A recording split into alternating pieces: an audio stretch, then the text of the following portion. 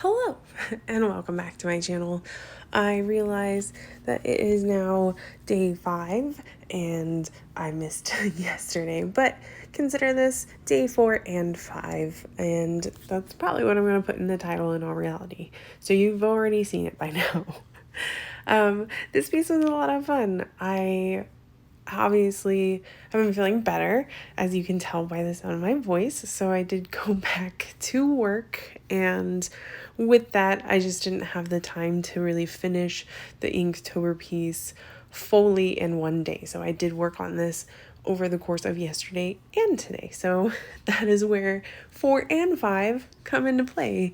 But she was super fun to make. The idea or inspiration actually came from another prompt that I had seen when I was looking for like witchy prompts, and it was like it wasn't even for a witchy prompt, it was for another prompt, and it said like a magician's assistant or like a warlock's assistant kind of aspect, and for whatever reason I got the image of this cute little like vintage pinup chick like always, but she's like walking down the street and she's got her cute little glasses and very almost assistant looking with the high bun in the air, and she's got her bag with her herbs in it, even though there's just like one little vine coming out, and she's got her wand out because she's obviously magical herself. And it was kind of just, it wasn't on par. I wasn't looking at actually creating an assistant character. It was just more so creating a character based off of that idea. And that's where the fun kind of came into play, and where I really found myself letting this character kind of become its own thing and not overcomplicating it, keeping the space simple, keeping the imagery based on her solely. I didn't really do any background in this one. I didn't really do anything too crazy besides just work on her. I kept her simple, cute, and fun, and I'm trying to work on more visually moving imagery, I guess. I don't know.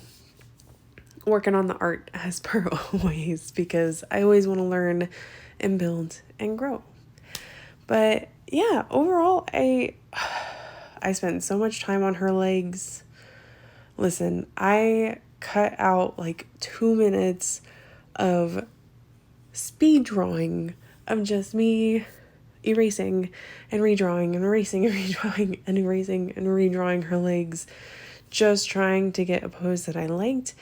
And finally, I basically ended with the exact same pose I did in the beginning, and almost to the T. And it's so crazy because I don't know why I just didn't stick with it. I went through all that work only to come back. But sometimes that happens. Sometimes you get like an image in your head, and that is what ultimately ends up coming out in the end, because that's what you wanted. And sometimes it builds into its own crazy thing as well, but all the same, it's beautiful because it's art. You gotta have fun with it. But yeah, with this, I actually did this one a bit different when it came to the line work even. So I completely outlined her with this Copic multi-liner, or Copic multi-liner, depending on how you say it. I know there's a proper way to say it, but just bear with me. But anyways, I used this multi-liner. It's a 0.3, and I outlined her completely, and then I took my brush and ink, and I excuse me. I took my brush and ink, and I went over those lines, and I created the heavy line work and filled out where I wanted to fill out and created the bold imagery, but I already had a steady outline. And I more so did this because my pencil work was definitely a lot more rough on this one. And it was one of those where it also helped me kind of figure out how I wanted to ink her by how I already had inked her, if that makes sense, which it doesn't, but that's okay. Overall though, my game plan was just to have fun with it, just like it has been. And it's been really nice and relaxed.